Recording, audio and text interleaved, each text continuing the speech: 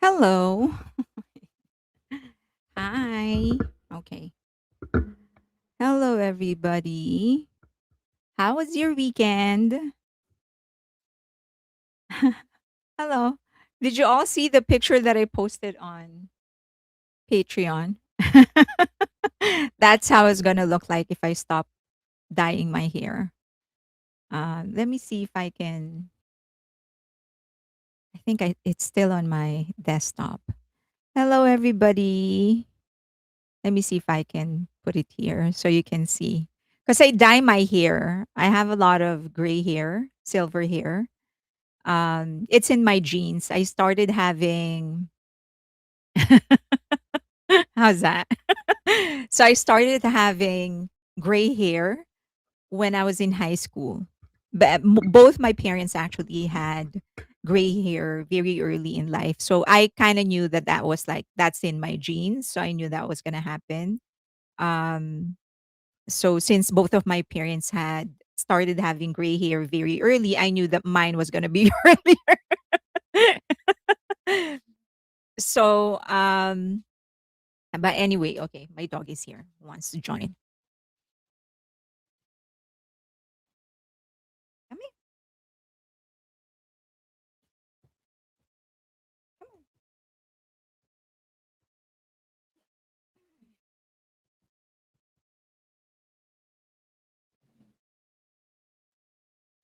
on. Hello. He is here. Oh gosh. Okay. Say hi first. Say hi, baby, so they can see you.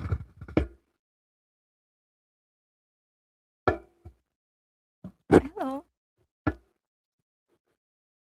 Hello.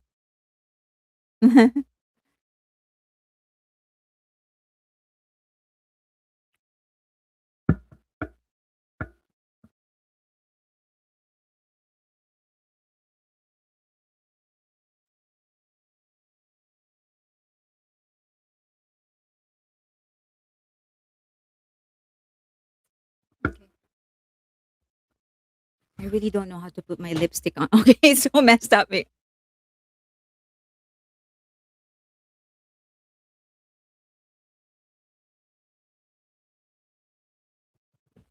Okay.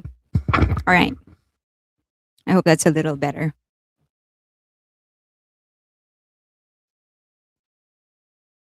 Okay, so I started having gray hair when I was in like high school.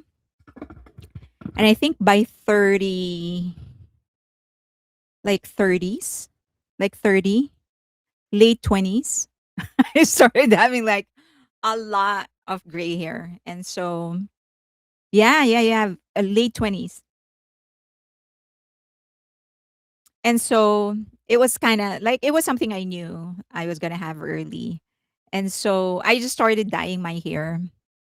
But I had to use like very specific types of dye because I donate my hair. So if you for as long as you do not bleach it, you can actually donate your hair. So but I can't use anything with ammonia. What do you want? Oh, okay. You're not. Okay. All right. So he is very cuddly, yeah. So where was I? So I started having gray hair very early, but I had to use a very specific type of dye because I donate my hair. So for as long as you can for as long as you're not bleaching your hair, you can donate it. And so which I don't. I just dye it. And but it has to be a very specific type of dye because it can't have ammonia. So I have to send it to Pantene. Pantene is the one that cleans it. And then they are the ones who sends it to um, Locks something for love, Locks for love or something like that. Um, so that's like but it's okay because I'm not like dying to actually bleach it or any other color. So and it was like a promise that I made after my sorry baby. So it was a promise that I made after my niece went through leukemia. So that was just like, if she ever gets better, I said that's one of the things because she really had a hard time when she lost her hair. And, there are some, I just thought if I can make things a little better for other kids or people in general that are going through it, then, whatever I could. I don't have millions to donate. So maybe my hair, I thought. So I was like a prom. I said, for as long as I have hair, I will continuously donate it. So that's what I am doing. But then, me, I'm not very particular about how I look. And so, and I really don't like doing a lot of upkeep. And I know I don't do it often, like some, like the roots are already showing and I'm still not dyeing it just because I'm lazy about it. So I, it started crossing my mind now, like, what if I just grow it out? Just let it, just go for gray, I thought. So it's in the, like, it now it's an option. It didn't used to be an option like a year ago for sure, but now it's starting to become an option, which means my laziness is getting the better of me. It doesn't really take a lot of time to dye it because it's just really the roots. So it probably takes me like 30 minutes every 3 months or something, which is really not supposed to be a lot. But yeah, it's just like that's in the horizon now. Like, what if I just grow it out? Because if I did it, like if I had I not color it, like when I started having it, if I decided to just grow it out without ever having to color it, I think people would be used to it by now with me having gray hair. But okay, well, I'm thinking about it. Your hair seems to grow fast. It seems, yeah, but everyone keeps on telling me that's impossible. Like everybody's hair grows the same time, like at the same speed. So I don't know. Maybe I'm just hallucinating. Or you can make a live stream to raise funds. Spanish Vice did a 9-hour live to raise funds for leukemia, aiming for 500K. He raised 50 million instead. Oh wow. Yeah, yeah. Maybe that's something I should do in the future. Because it's really like that's very close to my heart, obviously, because of what my niece went through. Maybe I should. I mean the scholars, so you know that if you're a member of Patreon, we do have a scholar. And the reason I started doing that was because it's part of like my way of giving back for all the things that my niece actually got when she was going through it. So yeah, that's probably something I should do. Yeah. You have healthy hair, good for you to donate it. It is very healthy. Yeah, it's very thick. And even among all of us are, everybody in my, like all of, we're 16 cousins. All of us actually have good hair. But I kind of have like, outside of the gray hair, I kind of have one of the best. It's thick and it's, yeah. Okay, that's not correct, Fairy Lane. It is very individual. Very individual. What is very individual? What is very individual? Not everyone's hair grows the same speed. Not everyone's hair grows the same speed. Ah, okay. I always thought it grows the same speed. Ah, okay, I didn't know. Oh, okay. So maybe it does gray. Okay. So maybe it does grow faster for me. I've always thought it grows the same speed. Ah, okay. Oh, all right. Nice to know. Okay, let me say hi to everybody before we get on. I'll get my gray hair picture out of your face so you know. Okay. Hi, Nadira, Amy, Hanako Grace, Genesis, KGK, Seda, Sarah, Z Arashi, Salmar, Amy C, Leah, Letitia, Courtney, Robin, Just Me CDV, OSP, Oraya, Shelling, Aspen, Arlene, Robin Bryce, Nikon Lady. Hi, back from London. Two phenomenal shows. My gosh, I think the deeper they are in the tour, the wilder they get. I mean, in the good sense. Like they seem to be like they really are becoming a little bit more comfortable in everything that they do. And I think they are, because they know they have more than 50% of the tour still left. I think they're just like turning this into something fun for themselves, and they're looking for ways on how to do that both on and off stage. And it's true. I remember J Hope saying that when we're having fun, uh, J Hope and V, I think when we're having fun, they said, then you have fun. Like you feel that energy and that happiness coming out of us. And so you have like way more fun because you see us having fun. And it's true. So I'm actually like I'm constantly surprised at the things that they are showing. So I'm glad that I've decided to go to the LA tour because that will be deeper into their tour. So that will be a different flavor, and then I hope I can do one more first quarter of next year, like one more venue. And then maybe, and of course, as you know, I want to go to Korea for their encore. Or if they do an encore in London, in Wembley, then I want to go there.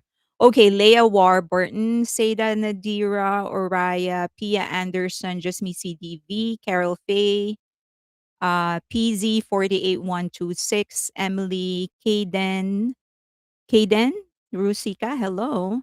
Um, Z Arashi, OSP, Simply JJ, Cindy, Amy C, uh, Helene Erickson, Michelle Santiago, Oriah, Shelling, Mina Pero, KG Creation, Courtney, Jung, Lisa, OSP, Amy C. A. Brown, Elizar, Cindy, Marcy, Nicole, Carla Girl, Omni, Bang Luna,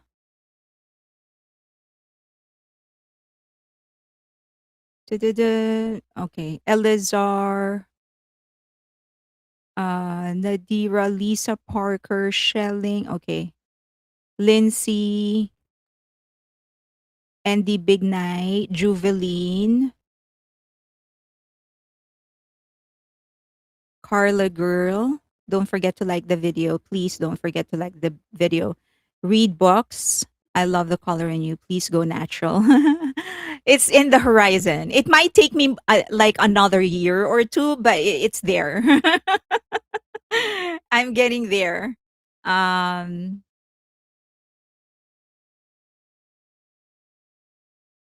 Herbalist, Herbatint is good as a like for hair coloring.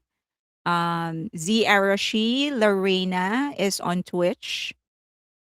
Just the tea, please. Lurking again. Hello, Lisa Parker A. Brown. Seda said she started going gray on my in my 20s and have been coloring and hennaing it since then, sometimes even with fun bright colors. So I had to bleach it for that then. Courtney, Seda, Garden Girl, Genesis, Readbox 9985. Breviv, Seven Purple Pearls, Nikon Lady, Nigma Price. Okay, I think I've said hi to Norwegian Wood. Say hi to everybody. Mary, Raquel,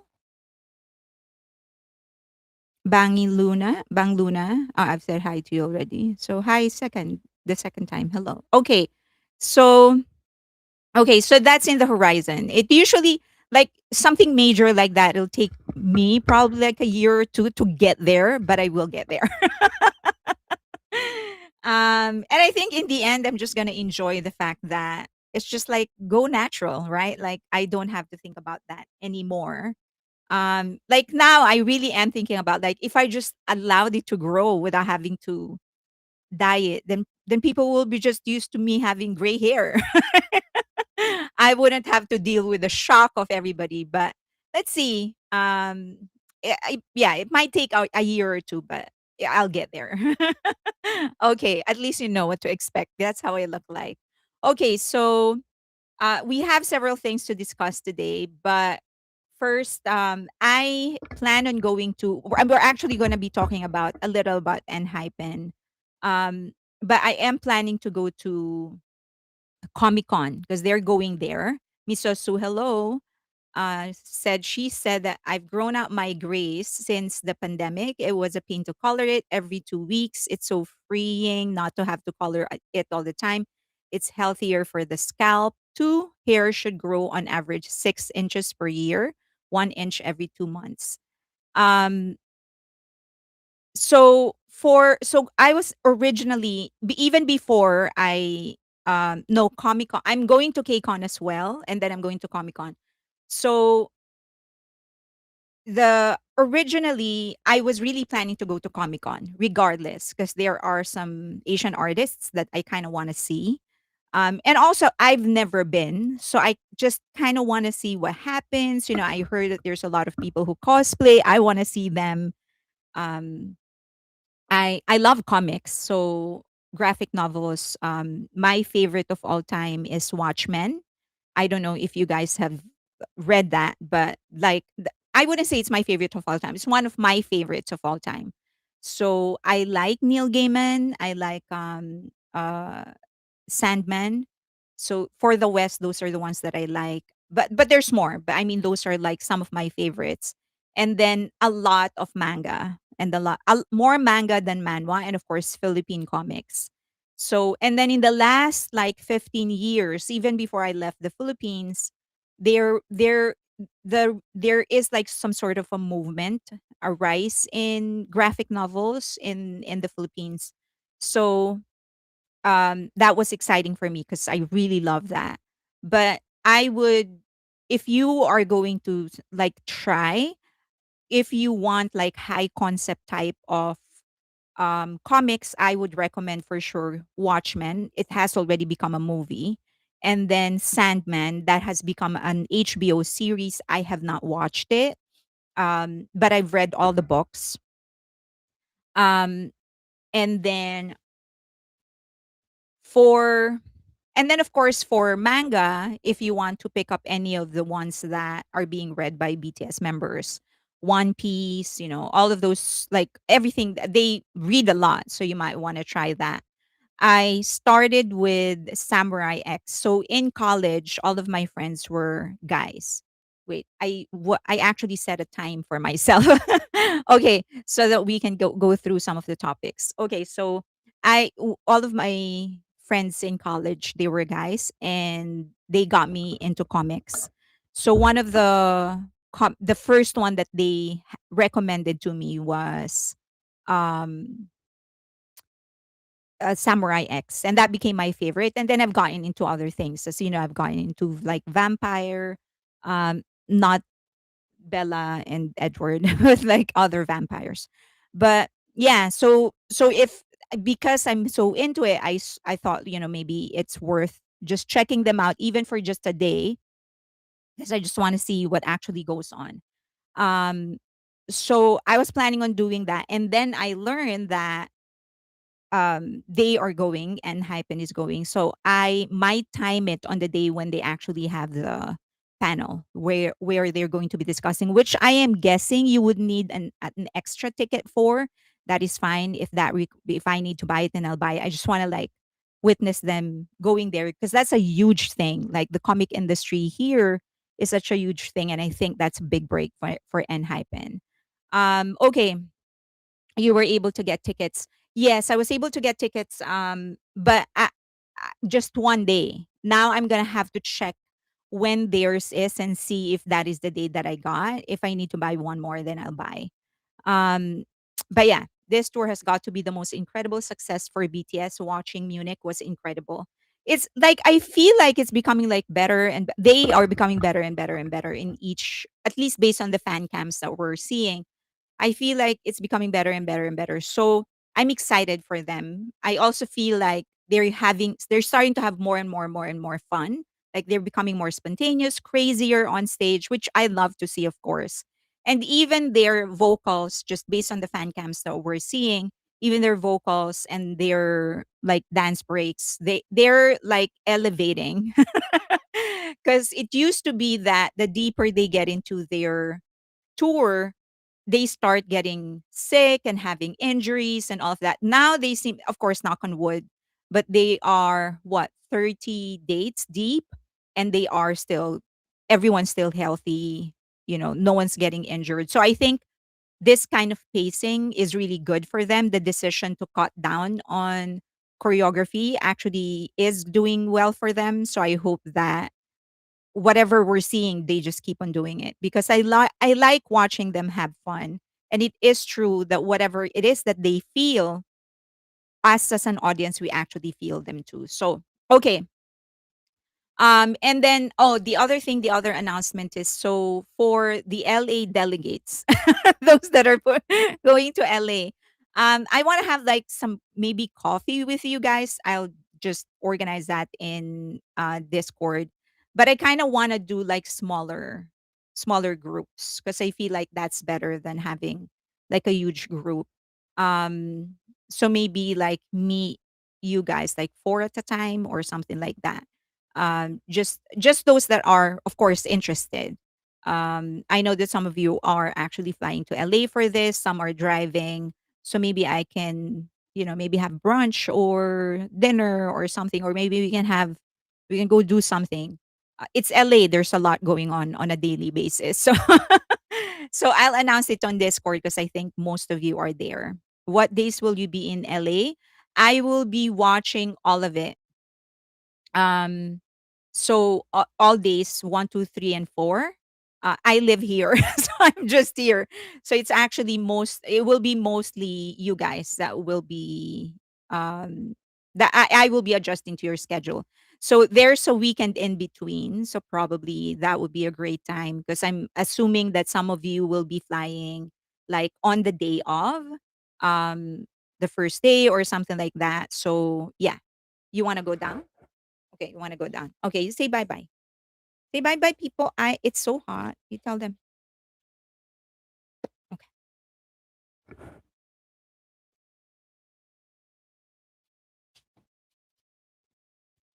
Wait, I'm gonna open the door for him who wants to go out.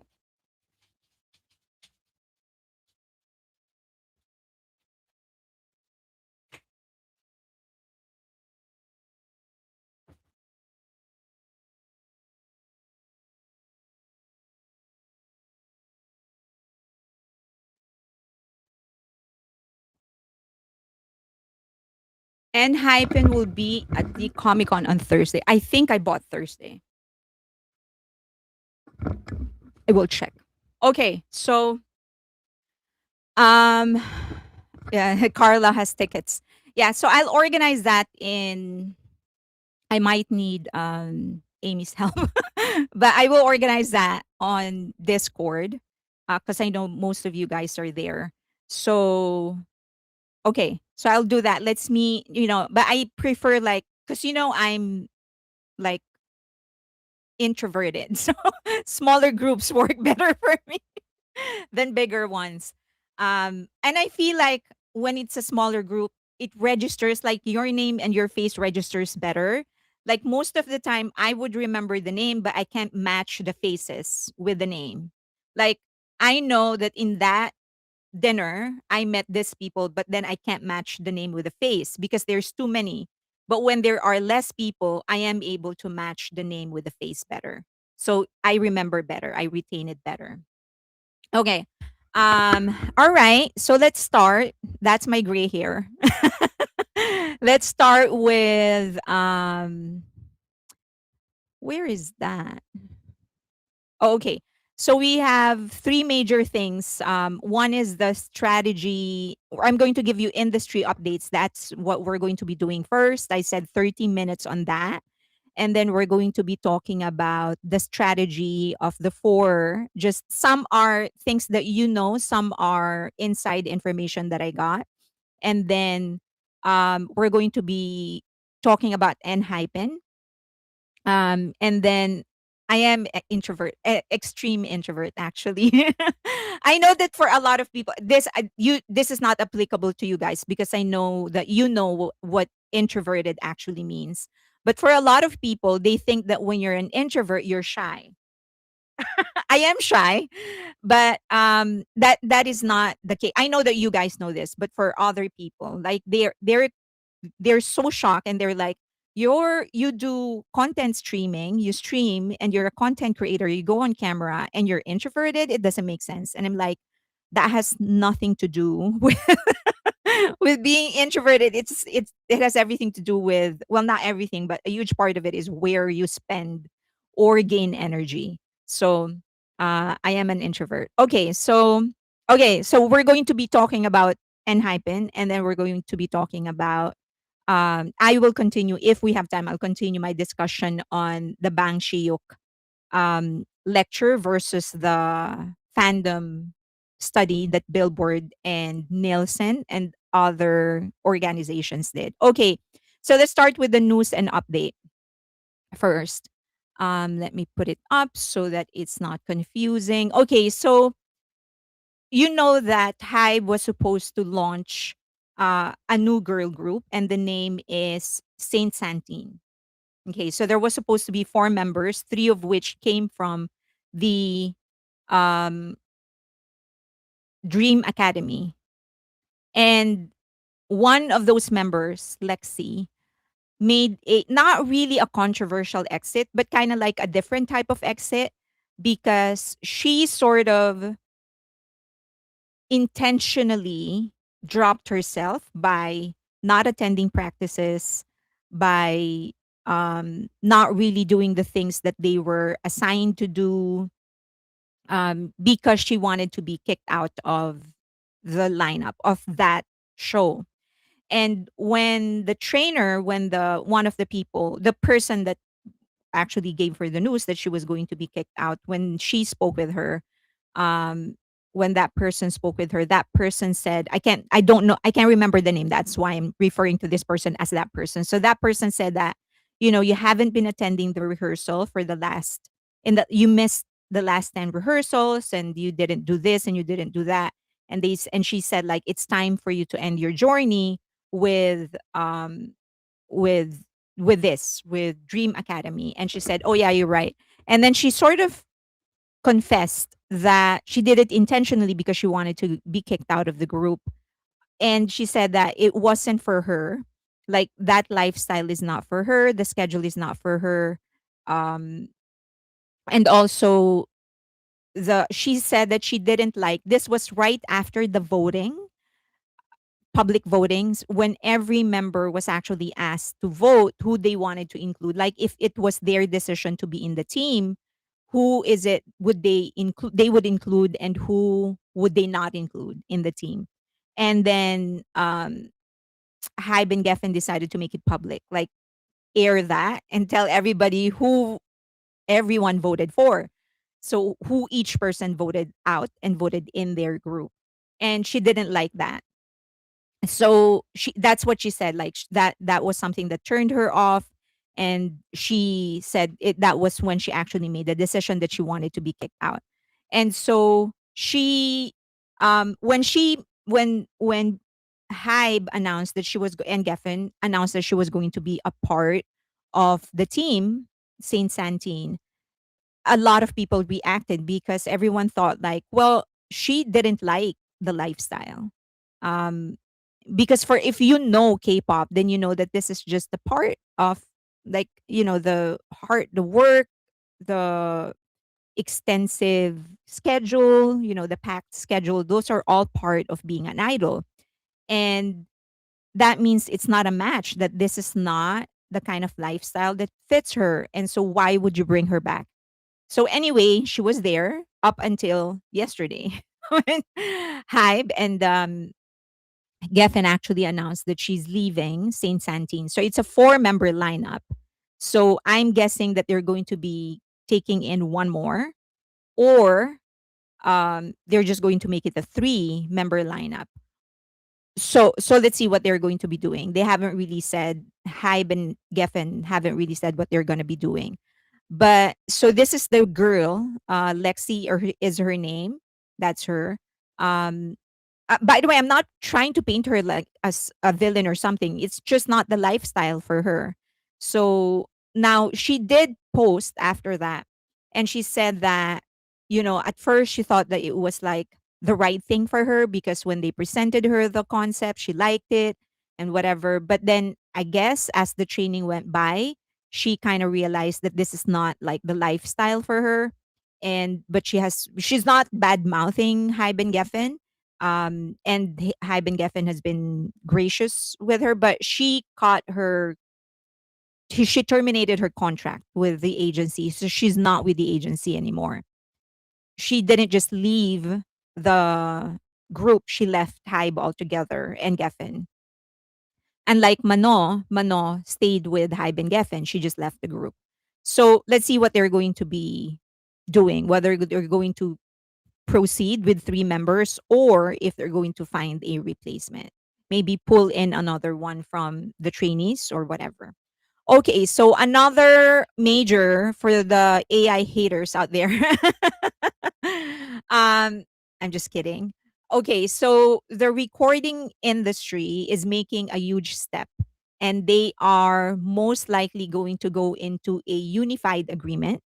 They're going to sign an agreement that will require everybody, each agency or organization or label or business involved in streaming or any kind of entertainment to label if a music is AI or not. So if it is generated by AI, it has to be labeled. And this is being spearheaded by IFPI, I think. So now there are going to be two labels. One is AI generated, and this will be for tracks that are built entirely by AI from a text prompt. Okay. And then or if the main vocals are produced by AI or if the main instrumental takes. So that's where it's kind of like that's where it becomes very vague. But so that would be AI generated. My guess is that if it is like the most memorable part of the song and it is AI generated, like most memorable instrument or like the main instrumental part in the song, if it is AI generated, then you're going to have to disclose that. So that will be labeled AI generated. Okay. The other label will be AI assisted.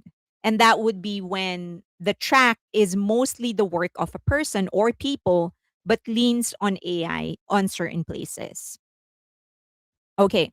So that has not been approved, but they are I think is the one leading it. They're making moves to get everybody together in order to get everyone to agree to this. So there is an effort by the Senate to actually do something similar where the streaming platforms will be required to tag a song if it is AI generated or AI assisted. Now, the difference of that is that this one, the Senate, the one that's pushing the bill in the Senate, the responsibility will fall on the streaming platforms. The agreement that everyone is going to sign, the responsibility will fall on everybody. So that would mean not just the streaming platforms, but video streaming platforms, not just music streaming platforms, but video streaming platforms, TV shows, everybody.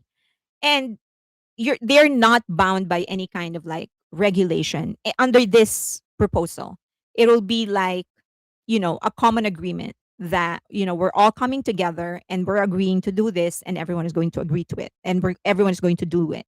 So that's the main difference. And then, as I've said, the proposal of the Senate, that's going to put the responsibility on the streaming platforms. This will be everybody's responsibility. Now, what the problem with the proposal of the Senate is that if they put that on the responsibility on the streaming platforms, what the streaming platforms initially did, specifically Spotify, is rely on this disclosure of the artist or the distributor. So, for example, if the artist does not disclose that this is AI assisted or AI generated, then they're not going to put it there. Um, and the reason is they said that if they develop an AI platform that will detect whether there is AI in this song, it's prone to error. What if they mark something that is not AI generated or AI assisted? It's going to be their fault and they don't want that responsibility.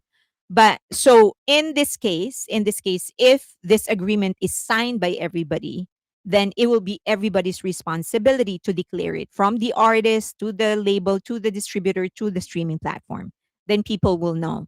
What the streaming platforms are saying is that it's not going to affect how we're pushing the songs to people. It's just going to affect how people are seeing the songs on their streaming platforms. So let's see if that's going to happen. I think it will. I think it will. Okay, I know AI is here and is useful tool. Still, I will continue to only listen to and stream real people doing their original art music. Um, the reason they wanted this is, according to them, there's it's kind of slippery slope, right? Like, for example, if you're a producer and you really don't have money to pay a vocalist, then you can just go to a Vocaloid. It's your everything is yours except for the vocals. But then because of this rule, it's going to be flagged AI generated. When in fact you did everything, you just don't have the money to pay a vocalist.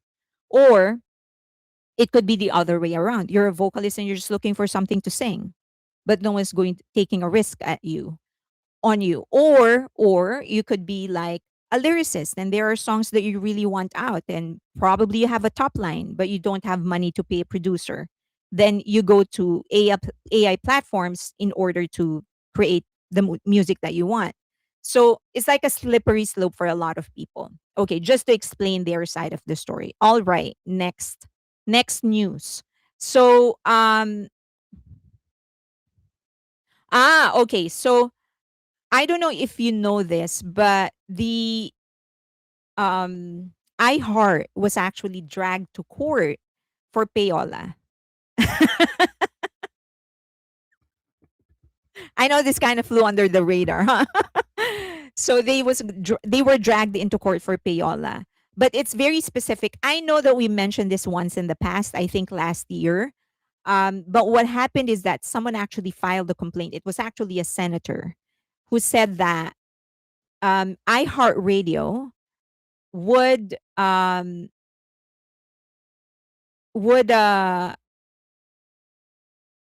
use their would use plays as a leverage whenever they invite artists to play on their events. So, like for example, the iHeart Music Festival, like they would promise, okay, we're gonna give you like this amount of spins in the US if you play in the iHeart Music Festival. Not just iHeart Music Festival, it's just one of the things that came into my mind. But they have a lot of events, like radio stations have a lot of events. And sometimes there are satellite events as well. So satellite meaning local to the state or the city, right? For example, Wisconsin, there's a festival there. So they would invite artists and then in exchange they're going to promise spins. And so um the senator complained that this is not recorded, like this is not documented, that this is something that iHeartRadio is actually doing. And so someone filed a complaint on them. And so now they were dragged into court for that, but they settled. The condition of the settlement is that number one, they're going to explicitly state in the agreements whenever they invite artists that they're going to be giving them free streams, sorry, spins, not streams, but free spins. But also, it should not reflect on any document that they did payola. So I don't know if that's a win. but that's what happened. That's what this case is about. So from now on, they're going to be whenever there is any kind of event, they're gonna have to disclose that part of the things that they are promising the artist is spins. And also there are like they put some oversight, like general oversight, like there has to be audit, contracts will have to be submitted, stuff like that. But the major thing is that they're gonna have to disclose that they are giving artists free spins. Okay. Um, Seriously. We are so blessed. Okay. All right. So next news. So that's what it is. iHeartMedia triggers the other thing is they actually laid off like 600 people, I think. So radio is not in a good place right now. They laid off about 600 people across the US, and that is part of their effort to cut costs by 50 million. So I we know that radio has not been in a good place for a really long time, but they haven't really like evolved. I think that's the main problem, and I think if they want to remain relevant, they're going to have to evolve their system. That has not. They refuse to evolve. And I think the primary reason is that the power that they cling on to relies on the current system that they hold. So, Taryn said, "Wow, they're only just figuring this out. This this is not this ain't new, and they aren't the only ones." Correct, absolutely. So I think one of the things that they should, if they, it's pretty obvious that it's so questionable that radio weighs so much in Billboard Hot 100 or any kind of ranking for that matter, considering it's such a niche um medium now, right? But anyway, so I think if they refuse to take it away, I think one of the things that they need to do is to make their spins public. They should make it public. How do you decide which song to spin? Uh, you just gotta make it public, and then they said that it's actually based off requests and whatever. So make that public. Make the make allow people to see how many people are requesting for a certain song, or make it public to a certain degree. Use the blockchain. That's what it is for. Like things like this, it's actually a perfect use of the blockchain. But they refuse to do that, because if you do that, if you make everything transparent, it's going to take away the power from the station managers, and they like having that power. That's what makes them relevant. Okay, so but they now have they had to lay out 600 people. I think they're going to lay out more if they don't keep on with the times, if they refuse to actually update their system. Okay, next. Warner Music India expands its artist services division. This is actually very, very interesting. Just last week, I was talking about how labels right now are actually evolving, specifically the Western labels. They're actually evolving to get themselves more involved, not just in distribution, in recorded music, but in everything else in the life of the career of an artist. So that includes brand deals, um, transmedia, IPs, all of those stuff. And that those things used to be up to the manager, either up to the manager of the artist or their agents. But because Warner, many US labels realized and saw what K-pop labels are doing, where they handle everything, and realized that's where the money is. That's what we should have been doing from the very beginning. They're starting to copy it. So now they're employing in-house agents. I think I explained to most of you last week. I can't remember if it is for from the members live stream, that in certain states, specifically in California, only an agent can get a paying job for for an artist. So a manager cannot book a job, a paying job for the artist. It's only the agent. So now they're hiring in-house agents. That's one of the things that they're doing, so that they don't have to pay anybody 10%. They can keep that to themselves. They're starting to develop universes, brand partnerships, all of those stuff. And the expansion of Warner Music in India is actually part of that. So they expanded their artist services division. And so that includes brand deals, partnerships. They want to produce documentaries. They want to produce not just a merch, but an actual character IP, universes, all of those. So I think what Warner Music is doing is that they're going to implement that into every region that they are in. And then once they're kind of okay with the system, they're going to bring that to Warner US. Okay. Next. Now, um, Live Nation. Okay. So you know that the decision, the um court case against Live Nation, they were actually guilty of monopoly. So that's the decision of the jury. Live Nation is appealing that, and they're asking the court to throw away that decision, stating that the jury judged that them according to their emotions, not on facts. So they want that thrown away, or if the judge actually refuses to throw it away, they're asking for a no trial. They said that based on all the documentations and the pieces of evidence they submitted, it proves that they became dominant because of their healthy business practice, not because of monopoly. So they want that thrown out. Let's see what's going to happen. They submitted their document just yesterday. Okay. All this sounds bad for the artist. Which one? The Warner Music, what Warner Music is doing, or Payola? I wonder what Indian equivalent of 50-50 that Warner India tried to steal the Payola since the 1980s. Yeah. 17 renewed their contract. So all of them renewed for the second time. So they are definitely going to extend for another, I'm assuming five, because most of them are um enlisting. Many of them are enlisting. I think one member actually already completed their service. And so all of them are one by one they're enlisting. I know Mingyu is waiting for his enlistment date because he said that when he responded to J-Hope's not J-Hope but Jungkook's message.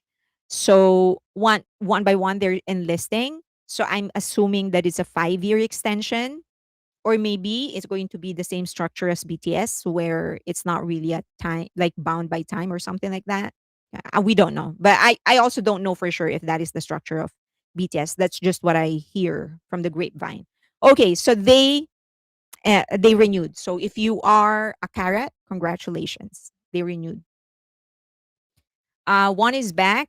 They are currently serving. Five are due to enlist shortly. Yeah, I know Mengyu, right? Yeah, because he's a friend of of Jungkook. So, all right. So as I've said, Enhypen is actually going to be in Comic Con. So they are going to be the moderator is going to be Catherine Hardwick and K-pop's ultimate storytellers and Hypen. So it's going to be Thursday, July 23, 11:15 a.m. to 12:15 a.m. Ballroom 20. So I'm guessing that I would need a special ticket for this one. But if anyone is planning to go, let me know. I'm going to see you there. I might just drive. It's like an hour and a half to one way. So driving would be 2 hours. So I might just actually drive. I don't plan on attending multiple days. But so this is going to be huge. I don't is there anyone there who actually like speaks good English in Enhypen? Um for the engines out there. Z Arashi said she's a carrot. Oh, congratulations.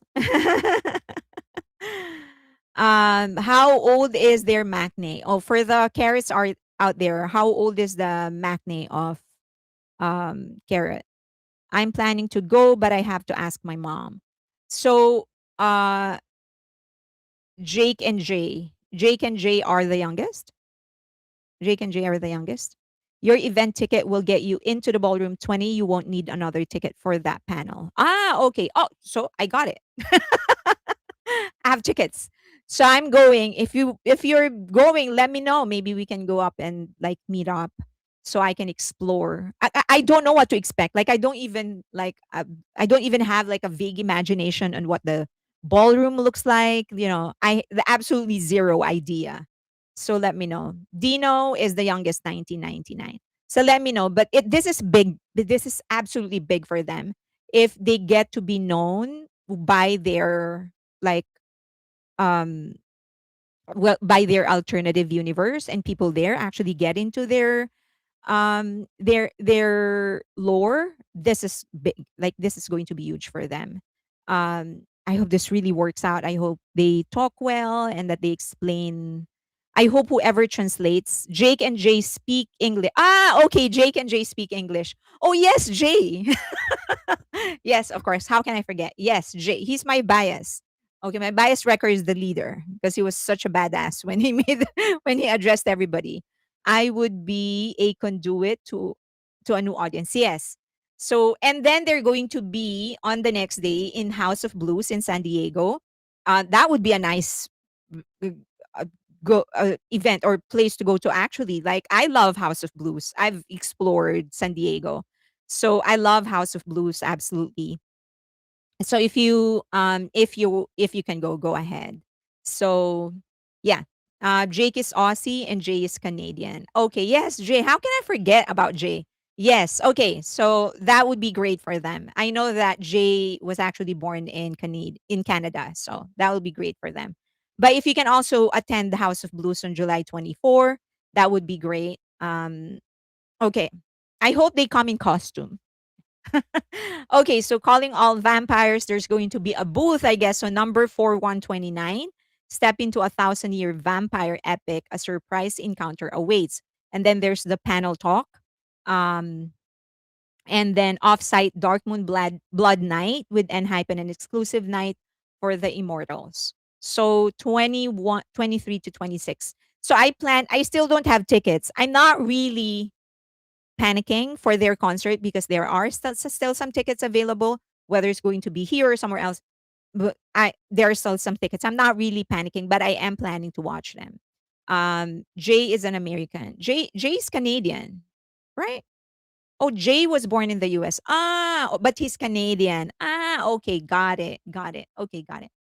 Okay, and then other things is IVE is actually starting their North American tour just in case you want to give it a try. There's still a lot of tickets left. So this is for Englewood and Kia Forum. It's a very not a that's a not a really small space, but for I guess for a group it's a small space. But as you can see, there are still a lot of available tickets. So if you want to go ahead and try it. I might. So my game plan, I'm going to tell you my game plan. My game plan is to start driving to the event without tickets. And then because I know that people that are listing on StubHub would actually pull it down last minute. So I'm just gonna wait until a good seat actually gets pulled down to like half the price, and I'm going to buy it. If they don't pull it down on StubHub, I'm just going to buy one of the cheap tickets there, and I'm going to go in. That's my plan for IVE. I don't plan on doing that on others because I want to insure my tickets, but just for IVE because I have a lot of tickets. Okay, Jay is my bias. He's my bias too. What is it called on Netflix? What is it called on Netflix? What? What are you asking about? Um, Jay is American. Okay, not Canadian at all. Not even ethnicity. Okay, got it. So that's the tickets available for Kia Forum in LA. And then I pasted some more things. They have Texas. Who's from Texas here? Oh, Bang Luna. Do you want to watch? You see a lot of tickets left. They're pretty cheap now. They pulled down the price. So I think they're going to be closing out the upper deck, the upper portion, the upper level, and they're just going to put everybody on the first level. That's a good opportunity just in case you want to do something on July 29, Wednesday, 8 p.m. Where in Texas? Moody Center. Moody Center, July 29. I'm not driving to Austin for a concert, sorry. Oh, is that in okay, Austin, Austin. Okay. I keep on forgetting how big Texas is. Okay. Um I only travel for BTS. Well, that is true. Okay, so well, I'll be traveling for Enhypen. Okay, so and then this is ESPA, just in case you want to try them. This is an even smaller venue. So they're pretty, I mean, there's still some tickets available, But if you want, but there's a lot on StubHub. But if you want, this is New York. If there are any New Yorkers out there, you want to watch September 18, most likely they're going to be pulling the prices down. They might close the second level and just put everybody down. So my guess is that some people who bought second level tickets, they will be put on the first level um, if they don't sell the tickets. So that's for New York. And then there are, okay. So, and then I know that for um Les Seraphim, there are some venues where there are a lot of tickets, and then there are some venues where they have barely anything left. They're doing way better in Europe. I know that there's not a lot left on New York, Chicago, I think, and LA, but there are still some tickets left. I think Seattle and Texas. Okay. I have no desire to see any girl group. He said. Okay. All right. So this is the big news in Hello Kapatid. Hello, Ronan. So for those that are asking, who keep on asking me on the comment section, why do you sound Filipino? Because I am Filipino. Just in case, if anybody's watching, anyway, there's a lot of people like you sound like you're Filipino. I am Filipino.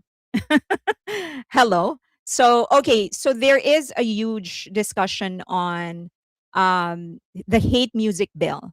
So apparently this is not a it's still a bill. That's why it's called the hate music bill.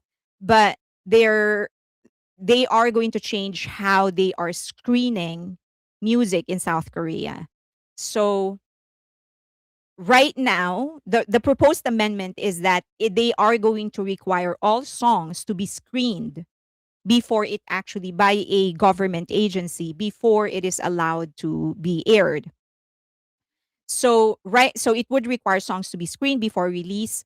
And if authorities later determine a song is harmful to youth, it can receive a harmful to youth designation that restricts minors' access.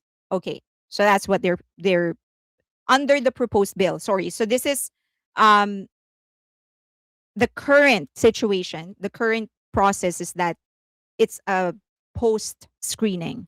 So they would allow the songs to be played if it is later on determined to be harmful, then they could limit the airing of it. Under the proposed bill, music distributors would have to review lyrics before release to determine whether they contain harmful content to minors. And this effectively introduces a form of pre release screening, which many critics describe as a return to censorship. So, obviously, many artists in Korea are against it. I know that one of my favorite rappers, Esense, I was very vocal about it. He absolutely hated it. He said that who has the authority to actually say what is harmful and what is not harmful. And so and some artists are actually joining in, but most of them are not K-pop artists. These are independent artists, solo acts, rock bands, hip hop acts. Many of them are very much against this because it is censorship. Now, they are saying, let me just go through some of the basic information about the bill. They said that songs by minors could be blocked entirely. If the creator is under 19, the distributor must prevent the song from being released if it is judged harmful. So it is not automatic. They said that only if it is harmful and if it is under 19, if it was done under 19, then the distributor has the responsibility to block it from being released. If it is an adult, the distributor would notify the artist that the work could receive a harmful to youth designation, limiting access to adult listeners. Okay, so that's the part.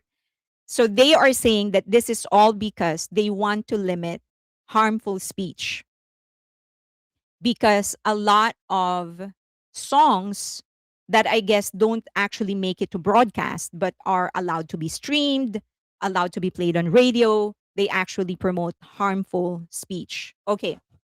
They said that the bill specifically targets hate and crime promoting music.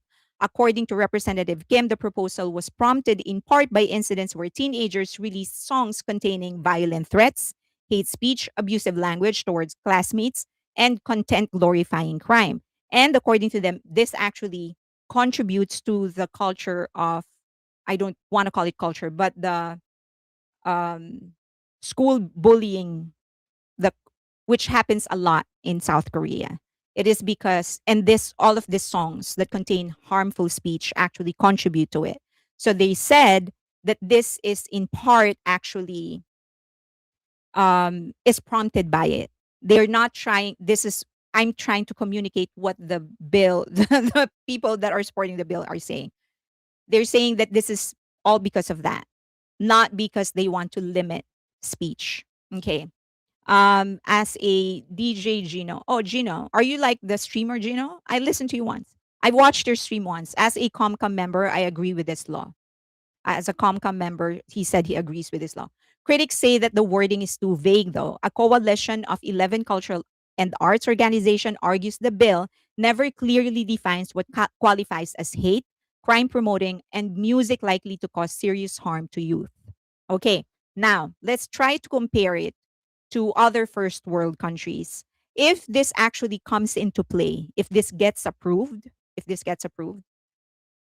South Korea will most likely be the only first world country that will have a pre-screening for their songs, for their music.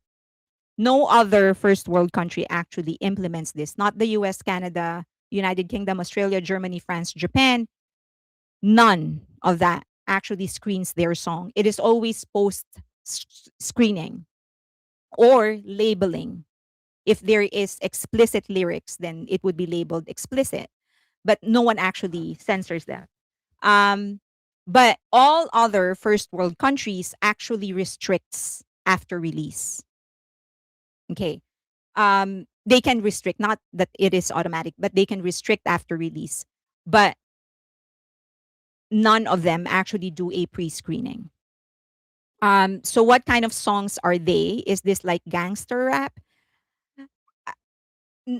Not, it's not that. They said that there are, at least from how they're describing it, there are a lot of songs, and I guess someone local in Korea would actually be in a better place to talk about how common these songs actually are. But they're saying that there are a lot of songs that promote violence against other students or against other youths, that it's not about like rebellion against the government or whatever. It's more about like just violence against other people. And that is why they said it contributes to how common bullying is in South Korea. And that's what they're trying to control, because they feel like pop culture is such a huge contributor into how young people are actually raised. And they want to control that part. I'm just trying to communicate what I hear. I'm not saying that I disagree or agree. I'm just trying to communicate what they're talking about, what they're saying. DJ Gina said not promote but portray. There you go. Okay, so um the stated goal, so this is according to those that passed the bill, to reduce the exposure of minors to music that promotes hate, violence, or crime while also preventing that content from spreading widely online before authorities can respond. Because they're saying, because this is in part a response to the culture nowadays, because everything spreads so fast. It spreads on TikTok, you put it right in this minute, and the next minute it spreads to 5 million people all over the world, and they can't control it. So they said that the best way to do that would be to put this in place so that it will prevent music distributors from actually doing it. Now, what is not clear to me, because I have not read the proposal, the law being proposed, what is not clear to me is whether or not they also will have authority over songs Koreans write but are not released via mainstream distributors or mainstream labels. So what if a a 17-year-old in his bedroom uses AI to create music and it has all what they qualify as hate speech, and releases it on TikTok or YouTube, will that be included? Because I think that's a greater, if according to their concern, that would be a greater problem. People that are distributing their music on platforms like TikTok and YouTube and IG and other social platforms. But so that's the big debate among musicians in South Korea, because some see the benefit of it, some are saying this is the beginning of restriction, freedom of speech restriction. The other thing for me is that if this is about protecting minors, and this is a little, like, I'm going to digress, but I've said this before and I want to say it again. When it happened to Garam, when all these allegations against her bullying someone actually became public, um, I still would rather that one of the priorities would be that if the victim and or the perpetrator, um, especially if it is not a legal case, or actually especially if it is a legal case, I think the journalists writing about it should be held to a higher standard in how, not just journalists, but everybody writing about something like that should be held to a higher standard when you're dealing with a minor. Because the way she was painted right off the bat is that she was guilty. And now we know what actually happened. So I feel like if people in Korea are trying to protect minors, then they actually have to say something about that as well. But anyway, I digress, which I actually said I was going to do before I said that. I just think when the subject is a minor, then people that are writing about them, and journalists will have to be held to a higher standard, because you're talking about children, you're not talking about adults. So but anyway, that's the big debate right now, whether or not this is going to pass. They should do something about the media. They are the worst. so we got so we got a new BTS song by surprise. So it's spreading on FB an hour ago. I haven't listened to it, guys. BTS just sang a new song live called Boom, and the army is going insane, louder than bombs, to be exact. Uh, in the US, if TikTok was run as it is in China, if we use it as they do, then I have no problem with it. Otherwise, I wish that TikTok were illegal completely. I realize I'm in the minority. Government should not be in the policy, not be the in the not be policing entity. It should be the responsibility of the distributor or platform. Do you think? Elizar, they're putting it on they're putting the responsibility on the distributor. Yeah. They're putting this bill will actually put the responsibility on the distributor. Yeah. Okay. So, all right. Let's see what's going to happen. And let's see once more details actually come out. As I've said, I'm this were sent to me by some Koreans that are that are following me, and I haven't read the actual bill, which I'm sure is in Korean anyway. So I would need someone to translate it for me. Or maybe DJ Gino can actually do it. Elizar, it's not a new song. It's just never been done live before. I have to leave the stream early tonight. Have a good night, everyone. Have a good night. Okay. All right. There's a new AI group that will debut. I haven't actually read much about them, and I haven't listened to their song, which was pre-released, and they said that it actually did well on YouTube. But I just want to make it clear and take this opportunity to say Plave is not an AI artist. They're actually real human beings on behind Plave. Like those are real people. They just don't want their faces shown. And I'm sure I realize that it's such a like a strange concept for Koreans and even for Western acts, but it's not new, especially not in Japan. There are still a lot of acts that choose to not show their faces. So you have Ado, which is probably the biggest artist they have right now who does not reveal her face, but she's not AI.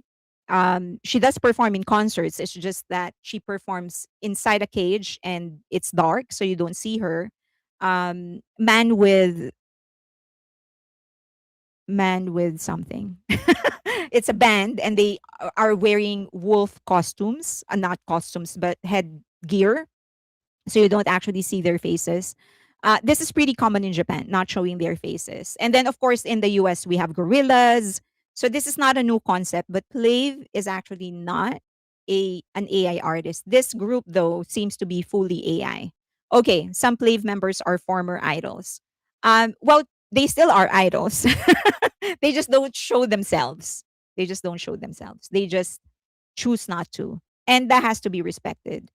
But aren't they still they still are idols? Okay, I just want to make that clear because a lot of people are making a mistake, thinking that they're actually okay. Last for my news and updates, if you're looking for something to binge, I just finished watching The Believers, and this is a Thai series. They had 2 seasons.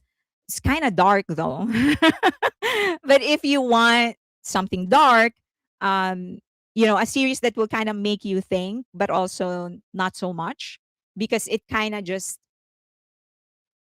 sort of pulls the cover on how religion can actually mesh with politics and power and money and stuff like that. But it's such a well-made series. It was well written. It was about this three young people who are marketing geniuses, who found themselves, well, they created an NFT, a crypto, but they were rug pulled. Someone cheated them off it. They were hacked. It was all gone, and they found themselves deep in debt, and they had to look for ways on how to make money so that they can pay the loan shark that lent them the money to do this project in the first place. And they decided they were going to start marketing temples. It's such a good one.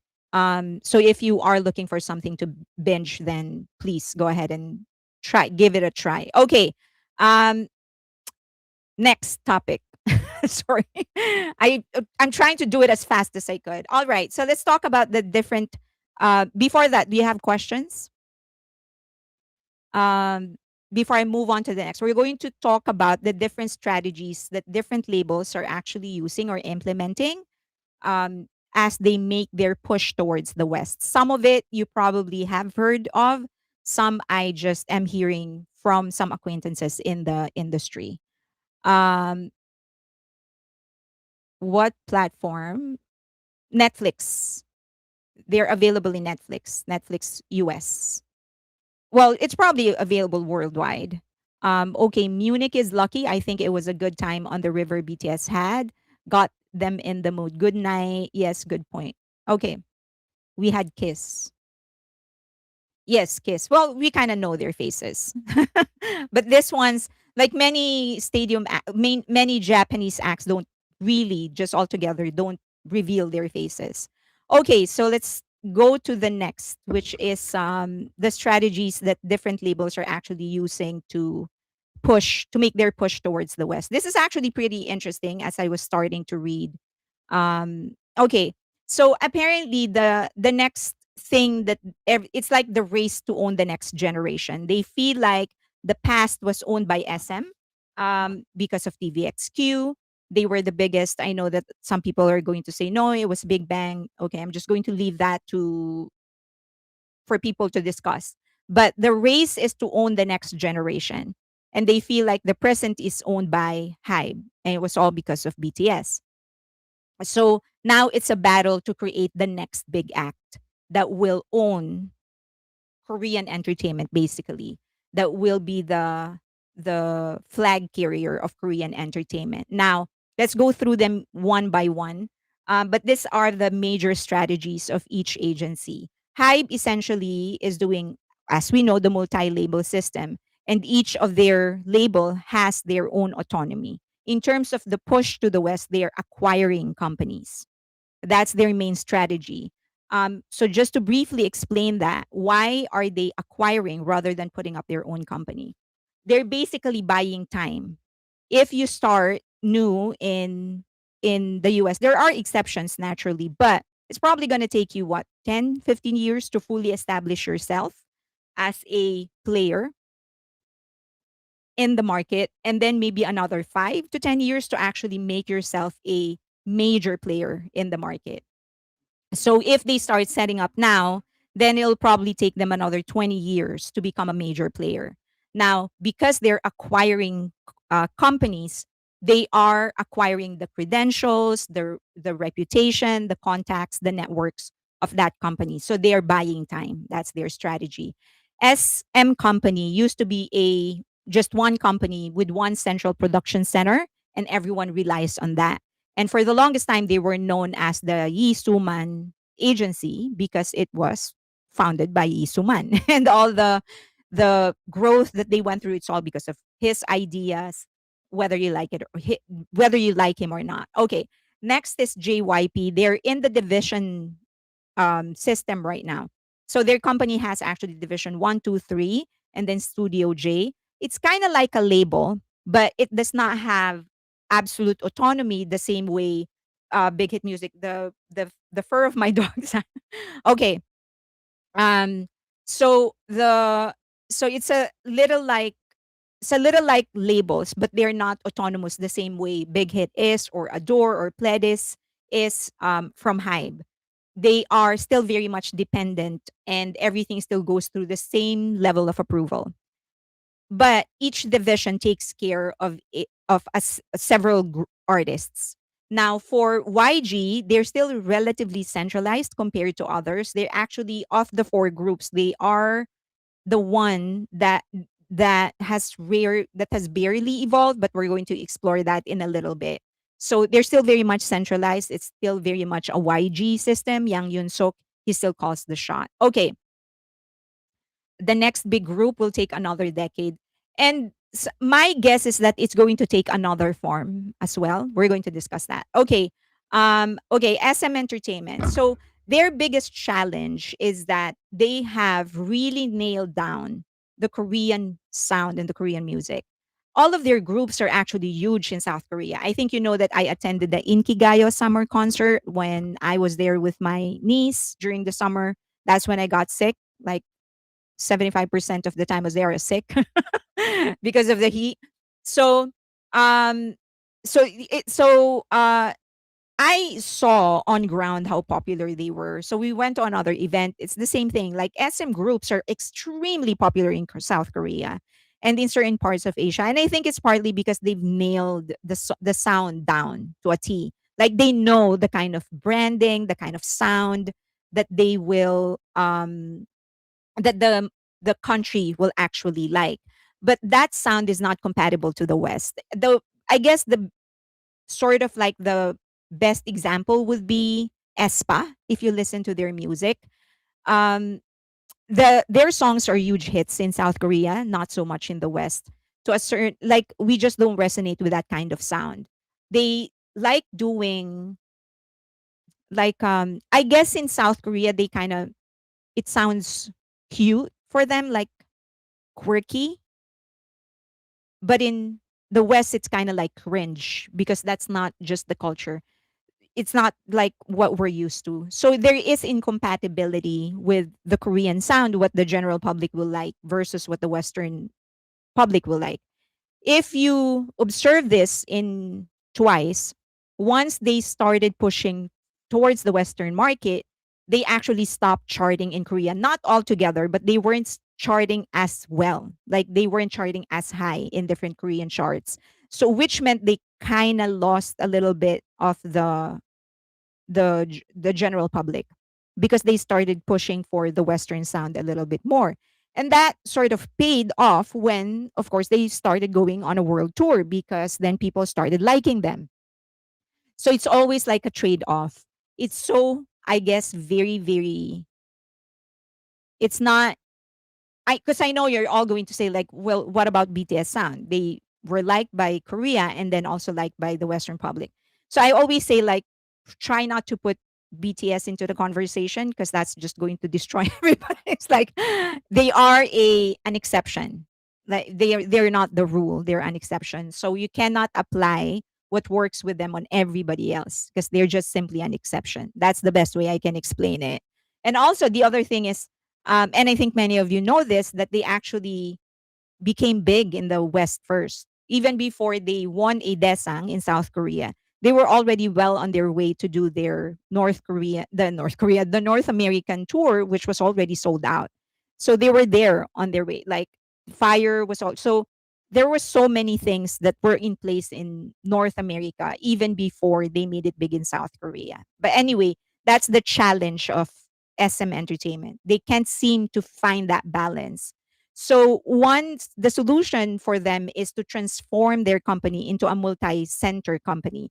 And that means instead of having one central control, which is the CEO, and then you have creative directors or a creative director, and then every other artist, they're actually converting that into creating different production centers. So now they have production center A, B, C, and under each production center, you have artist one, two, and then center B, three, four, center C, five, six, and all of those good stuff. So they're saying that this is going to make the process faster because every center has its own producer, A&R, visual director, project managers, marketing teams. So everybody can operate at the same time because you're not waiting for the creative team to be vacant to finish their job for this other group. You have your own. They kind of function like a multi-label system. Do you know who's a multi-label system in South Korea?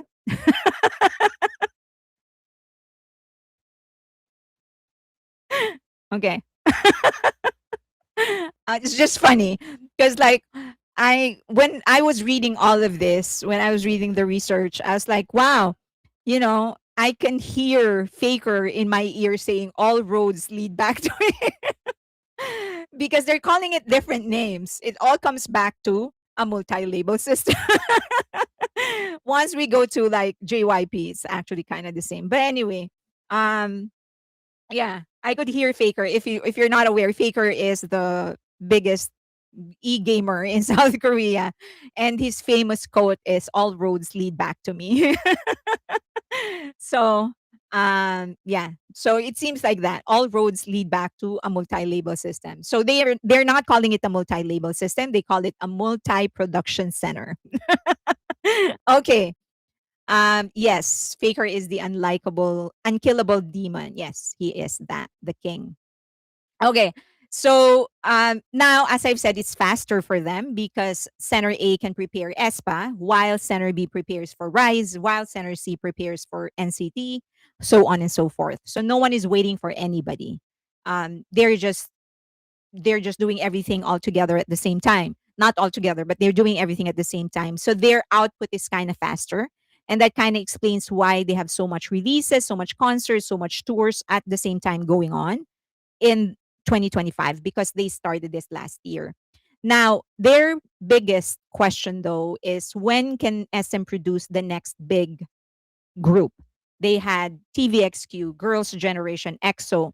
I know that it's kind of odd for us now because we weren't there, or at least many of you weren't there when during the height of their popularity. But TVXQ, Girls' Generation, EXO were huge. They were humongous during their prime, and it's just no one has taken the helm from them since then. So NCT is absolutely big in South Korea and in some parts of Asia, but you would think that they would have elevated by now, right? So if EXO was able to expand outside of Korea, you would think that the next group after them will be able to expand outside of Japan and Asia, and then that has not happened. Okay, um, it all sounds the same to me. Though. So they created, or not really created, but because Kakao Entertainment bought SM Entertainment, they put up SM and Kakao Entertainment America. Now they're saying that the main difference of their strategy is that they are planning their roots in South Korea, in America, grassroots. So they're not buying companies, they're not buying connections or time. They're actually building it themselves. So seed, they're planting a seed, and they plan on actually seeing it through until it grows. Is They said that's their game plan. So they don't plan on purchasing any other company. They just want to stick to Korean companies. I guess if they ever buy a company, it will be a Korean company and not a Western company. Now, according to their own presentation and documentation, and according to Forbes themselves, ESPA is what they're going to be pushing to the West. Now, the one thing is that aespa is about to renew their contracts. They're approaching their seventh year, I guess, and so they're right around that time when the girls are probably going to think about their career beyond aespa. That's just natural. So if they are going to continue pushing aespa to the west, then they have to do something about that contract. That's one. Second is that they need to do something about the music, because in all fairness, it does sound a little bit the same, I guess. um like if you listen to their releases, it kind of sounds the same. So they kind of need to change it to make it more of a Western friendly sound. Um, so let's see. Let's see if they can actually push them further. They thought that, at least in their presentation, they thought that this tour is going to be bigger than the previous one, because they were very successful in their last tour. Don't get me wrong, they were successful in their last tour, but it seems that they're not selling as well. Maybe they will be selling last minute, who knows? But the projection, at least in their presentation, in their investors' documents, they thought that the next tour was going to be way bigger than the last one. It hasn't happened yet, but they still have a month to go. So let's see. Um, okay, next. My problem with aespa's music is that it sounds like a watered down version of music we've gotten before them. Okay. Yeah, a lot of people, like, when there are Western, like some of my American friends would say, like, it's kind of cringy. A lot of the songs are kind of cringy. But I think in Korea they're cute. So let's see. Now, SM and Kakao Entertainment America will deal with a lot of their IP. So they said that they're going to be building up their IP ecosystem. And that includes storytelling, digital platforms, commerce, touring, technology, and global media. So heavy on IP. You know who's heavy on IP? Again, I can hear Faker. All roads lead back to me. Faker has the best he has the best tagline. Okay. Do you know Faker's famous post? The if you search Faker, so aside from the unkillable Demon King and the all all roads lead back to me, that is another Faker post. Okay. So I keep on hearing him. When I was reading my research, I was like, wait a minute. Faker is in my ear. Um, so they are going to be, so they launched the Kakao Entertainment and SM Entertainment Integrated Corporation in America. For those that are from LA, if you go to Koreatown, in the corner of 6th and Western, no, not Western, Wilshire. Is that 6th? No, wait, 5th. Oh, no, it's 6th. 6th. Right, right. 6th. 6th and, wait a minute, 6th and Oxford? 6th and Oxford. Okay, so there is the Isuman bought that building a long time ago, and it was touted to become the SM hub in the US. That hasn't happened yet. It's still dilapidated. They haven't done anything. In all fairness, we went through like some sort of an economic collapse because of COVID, but it was like it's been there for a really long time. But they said that that was going to be where they are going to be building SM Entertainment in the US. So it's going to be my neighbor. They hang pictures of SM groups on the walls? Yes, they did. So if you ever make it, for those that are coming for the US, for the LA stop of BTS, go ahead and visit it. 6th and Oxford, I believe. If not 6th and Oxford, probably 6th and what's after Oxford? So Serrano? Maybe 6th and Serrano. Yeah, one just right around that area. He needs a super group first. Well, we're going to get to the super group thingy. So they said that they are investing long term. They don't want to do it HYBE's way where they are actually buying companies. They want to do it grassroots. So they back then when they tried to do Super M, the Avengers of K-pop, they were really counting on a viral moment, sort of launching their US presence, launching SM's US presence. They forged a partnership with Capitol Records. They did heavy US TV appearances. Then they packaged this group as the Avengers of K-pop, and they had a rapid push for mainstream visibility. But it didn't really sustain itself. I mean, it was a good start. They actually went number 1 in Billboard 200, and they were able to perform in some good places. They had mainstream TV appearances, but it didn't really sustain itself. And so, in other words, it didn't kind of work the way that they wanted to. And so now they changed gears and they said, no, we're going to do this grassroots now. We're not going to rush our entry into the Western market. So they said that they're going to be finally constructing the US office. As I've said, 6th and Serrano, maybe 6th and Oxford. Maybe not 6th and Oxford, probably 6th and Serrano. Okay, so maybe 6th and Hobart. You are correct. It's 6th and Serrano. Oh, okay, 6th and Oxford. Okay, so I was correct. So 6th and Oxford, if you want to go there. All right, you won't miss it because there's a huge, huge poster that says SM Entertainment, or maybe a poster. Sometimes they change it to a poster of one of the groups, one of the acts that they manage. So they're going to be putting up US office, local staff. They're going to be hiring local staff. They're going to get into publishing. They're going to start heavily touring the US, and they are doing that right now, specifically with ESPA. They're going to do brand partnerships, corporate partnerships, and also institutional partnerships, like doing partnerships with PR companies, with bigger US labels for specific purposes. And they will also have a dedicated marketing team in the US. So they're all doing that. And they said that they're committed to doing it grassroots. So they're going to crawl their way up. They won't try to make a big splash the way that they tried to do with Super M. I still have the lights as Super M light stick.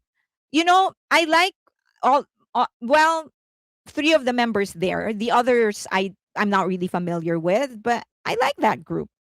I just think I think they're right. I mean, this documentation, or at least this presentation that they did, I think they're right that they tried to rush it. Had they tried to do it grassroots, they probably would have made a bigger headway in the US. um they're still going for venues there that are too big.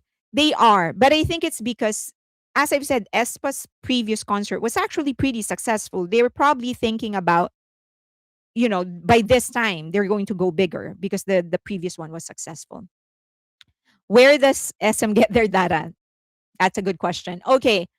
For those that are lost, so before you do a concert, there is a feasibility study. So you're supposed to know where the areas are that your fans are concentrated in. So you go to that place.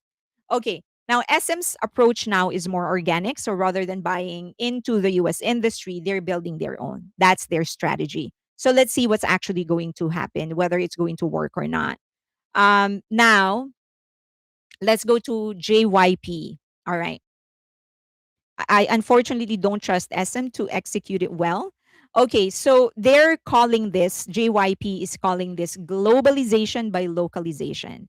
They're doing it a different way. They are creating groups that are local to that country. So, for example, they have Nitsu in Japan, they have Next Z in Japan, plus global. They have Vicha in the US, and they're planning to do a group for Latin America. So what they're doing is that they are getting local artists, so Japanese, Latinos, and they're training them using the Korean system. So that's their strategy. It's the process that they are exporting, not the talents. So they want to build an office there in Latin America, in Japan, and they're going to utilize local employees. They're going to put up a local office there. They're going to um, put together a local talent, but they are going to be trained in the K-pop system. That's their strategy. Okay. Do they just look at BTS and think their groups can sell out here? So train Americans for North America, their primary strategy is to train Americans the K-pop way. Now, in all fairness to Vicha, I actually like those girls. I think they're good. I think they're young. They really had a dream and they were willing to work through it. It's just that unfortunately, they got two wrong members. They got four others right. They just got two wrong members. And that is not in any way judgment. I mean, look at what happened to HYBE, right? They already debuted and all, and then they realized that one of them doesn't really fit the culture. I'm not saying that she's the wrong person for the group. It's just that she has a different culture. So I think I wouldn't say that JYP actually failed with Vicha. They're still going on. I just think that this is something that they just need to experience because it's a different culture. You're dealing with different types of people raised in different standards in different cultures, and you're putting them together and then applying a system that is foreign to them. There's going to be a fallout. So I wouldn't say that they failed. I just think that this is a learning curve for them. And I hope that they actually learned a lot from this first group. And I still wish that Vicha will actually make it. Okay. NMIX lost a member too. It's a tough business. Yeah, the NMIX one was kind of like very interesting. Han himself asked during a live on air, begged JYP to give them even a few days off. He said he knew he would get in trouble and still did it. Han of Stray Kids. Okay, building mega touring acts in North America. So, okay, interesting here because I think even JYP was kind of surprised with how big Stray Kids became. So I would say they absolutely became bigger than 2 p.m. And before Stray Kids, they were the biggest group um of uh of JYP because GOT7 didn't quite get there. I thought you all knew that I thought they were going to be the competitors of BTS, but they didn't. Anyway, so water under the bridge. So I think even JYP was kind of surprised at how big Stray Kids became. Primarily because I don't know if you know the history of Stray Kids. Bang Chan was actually training for the agency, the leader of Stray Kids. He was training for like I don't know, like 10 years or 11 years maybe. He was there for a really long time. And when GOT7 debuted, it was kind of like heartbreaking for him because he thought he was going to debut with a group that didn't happen. And I think at some point JYP was like, "Well, I don't really know what to do with you." So what he did was sort of put together people that Bang Chan can choose from to be a member of his group. So he kind of gave Bang Chan a group that he can sort of like experiment with. And they were actually the first group of JYP that JYP did not control, like, I wouldn't say robots, but like um, yeah, Bang Chan was a possibility for GOT7. He was really young because he started training with JYP really young. Um, then so he sort of said like, okay, just choose the members that you want to be in a group with you. So he chose. So his eldest son is actually Han. So and then he didn't unlike GOT7, unlike 2 p.m. and definitely unlike Twice, he did not dictate Stray Kids. He did not dictate what they were going to sing, what they were going to release. He sort of just let Bang Chan do it. It kind of bit him in the behind later because when he wants to give them a song, he kind of had to ask Bang Chan's permission for the group to actually sing it. Um, so he was surprised, and I think he verbalized it at least in one occasion that he was kind of surprised that Stray Kids became that big. Um, but they learned from them. I think that's the value, the immeasurable value that Stray Kids actually brings to JYP is that they're actually learning from them. So the things that he sees work for Stray Kids, he's now trying to apply to other groups. It hasn't worked yet. Now, I think it isn't working because the one thing that Bangshan was able to do with Stray Kids that other groups aren't able to do with their groups is that he had total control over over Stray Kids. So the three Racha, the Sriracha, the three Racha actually write and produce their own music, and they call the shots basically. They do what they want. So they get overworked because they are given projects one time, one after the other. But essentially, the songs that they sing, it's all up to them. So the strategy of Stray Kids, he's kind of learning from that and he's applying it to other things. Now, he applied a different strategy for Twice because after making it big in South Korea, he started pushing for the West. And that meant losing part of their GP handle in South Korea. But then they gained in the Western market. And so even his experience with Twice, he's also learning from it. And so that's what he's kind of fusing together, the learnings he had from Stray Kids and from Twice. I kind of think JYP wasn't putting energy into Stray Kids with the reality show. It seemed like it was a happy accident. SK fought their way up, built their foundation. Yeah, he did not. Bangchan still need more media communication training though. A little. He's kind of, yeah, he's kind of like because no one is really like controlling him. He just kind of says what he wants. Yeah. Okay. Um, he did the same with Momo. Bang Chan is doing pretty good as a leader. They're creating and producing their songs. He's doing great. Not just pretty good, he's doing great. Okay. So the other thing that they started doing was to actually, so Stray Kids created their cartoon characters like their BT21 basically. So they created their skitsu, SK Zoo. They have their own cartoon characters. And I think JYP sort of isn't giving it enough attention. I think they could definitely create more. They could do more with the SK Zoo. Although it's an extremely popular character. I just want to make that clear. I just feel like they could do more with it if JYP knows how to do it. Like I think he's just not in. He doesn't have enough experience yet building universes. However, he started doing pop ups now, which is a long time coming. So they're going heavy on pop ups. So wherever the groups are going to do a stop, they'll do a pop up in that area. They should have done it a long time ago, but they're starting to do it now. The other thing that they did, so this is the pop up for Twice. I think they could be a little bit more creative with Twice, especially because these are women. I think the market, the fans would actually appreciate more, like, you know, frills in the in their merchandise. But now I think JYP is learning from SK Zoo because he's starting to build the IP character franchise. So very similar to BT21.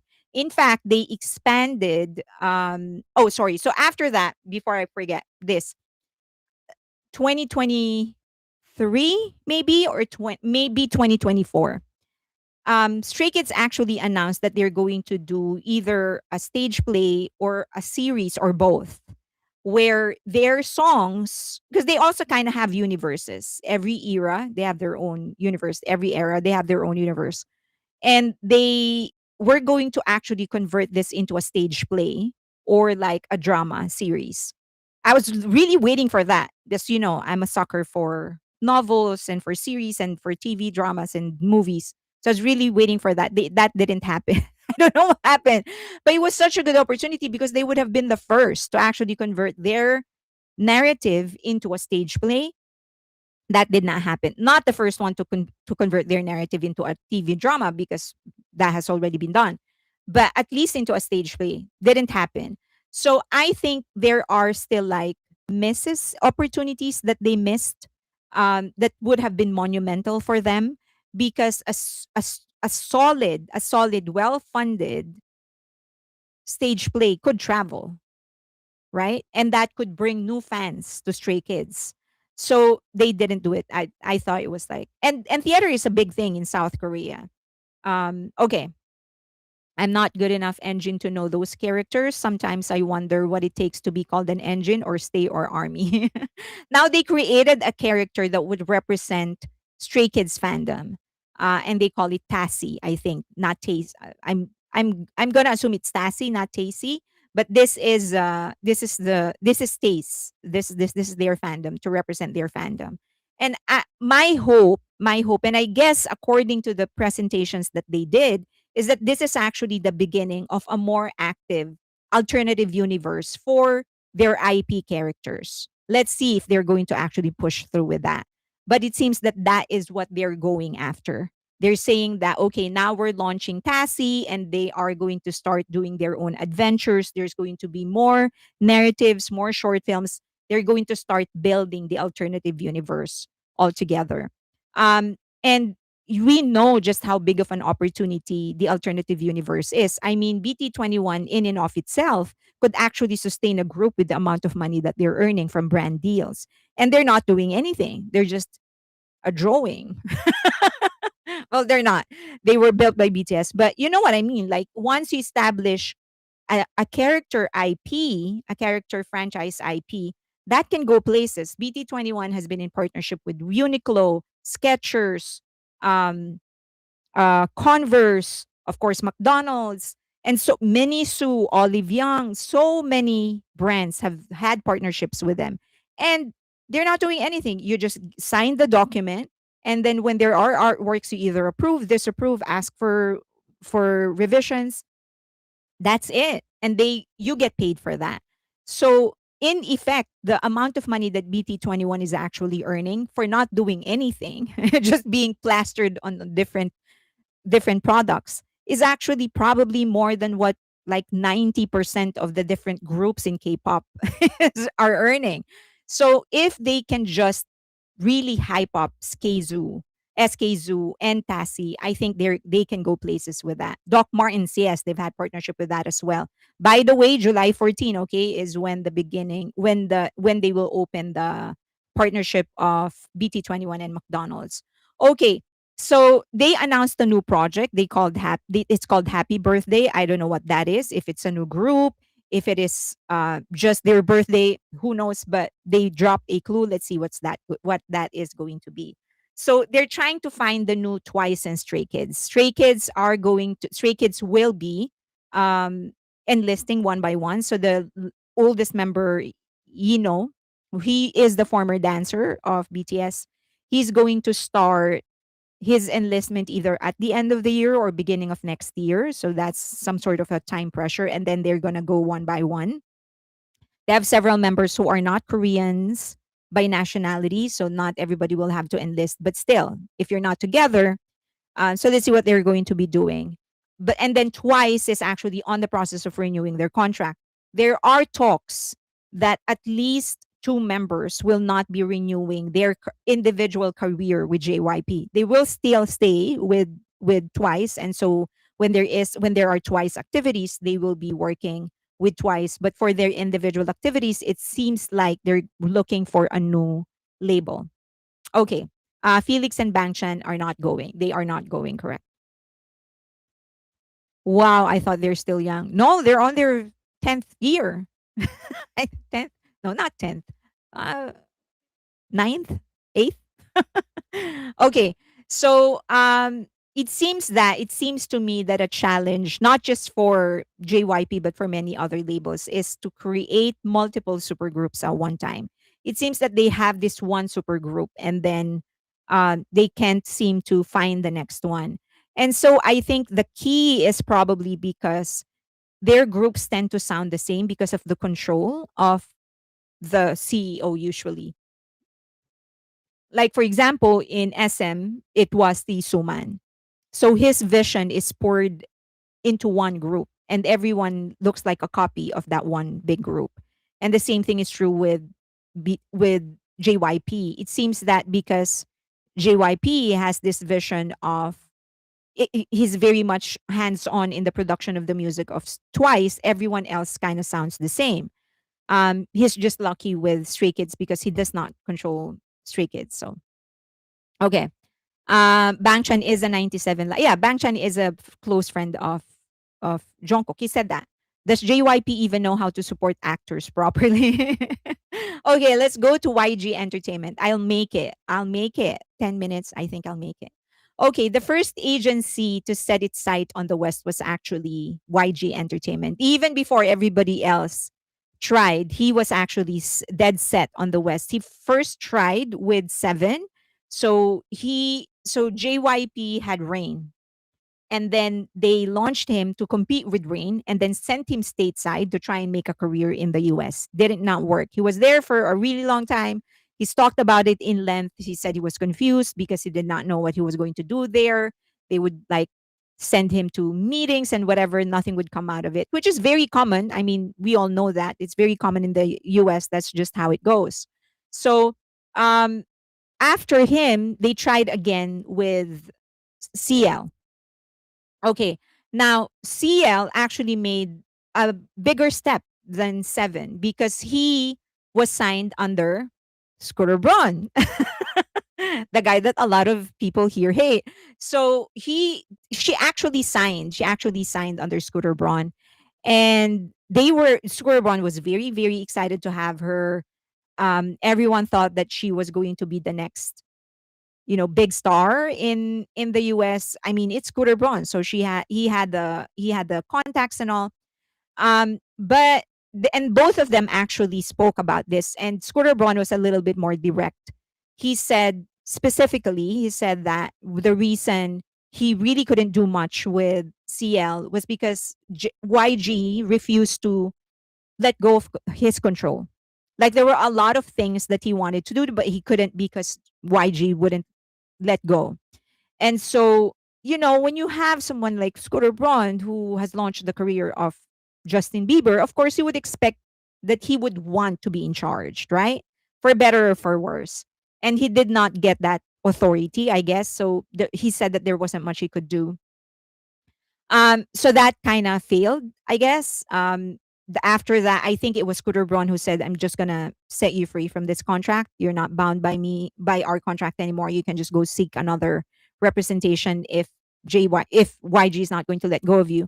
By the time that YG dissolved BT 21 2021, and by the time that her contract with YG expired, Scooter Braun already moved on. So nothing happened with that. Okay. But the point is that he was dead set on that. Now, he stumbled upon a formula through GD. And that formula was brand partnerships. So GD was the very first Asian Chanel brand ambassador, if I'm not mistaken. Or maybe if not the first Asian, definitely the first Korean, but probably the first Asian Chanel brand ambassador.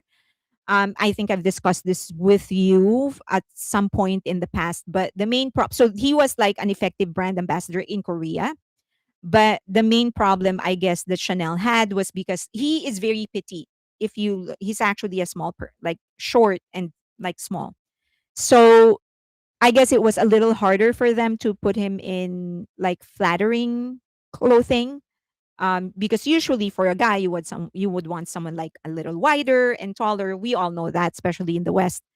But he was a very effective brand ambassador in Korea, and that actually gave them the prestige no one had before. That brand ambassadorship was actually a huge thing for them. It also built their relationship with Chanel, and that allowed them to later on pitch Jenny. Okay, so but that was a formula that they stumbled upon, and that was a formula that they actually applied to Blackpink. So they knew, YG knew that, okay, this is the way to go.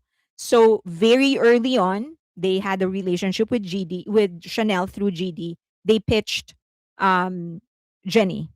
So Chanel signed with Jenny because they had a good relationship. They had a good experience through GD. So they signed Jenny, and the rest is history. And then they applied the same principle with the rest of the girls. So one by one, they signed Dior and all, Celine, YSL, for all the other girls. And then they just continued pursuing brand ambassadorship with luxury brands. And the thing about that is once you get going, it's a little easier for you to pitch your talent with other brands. Okay.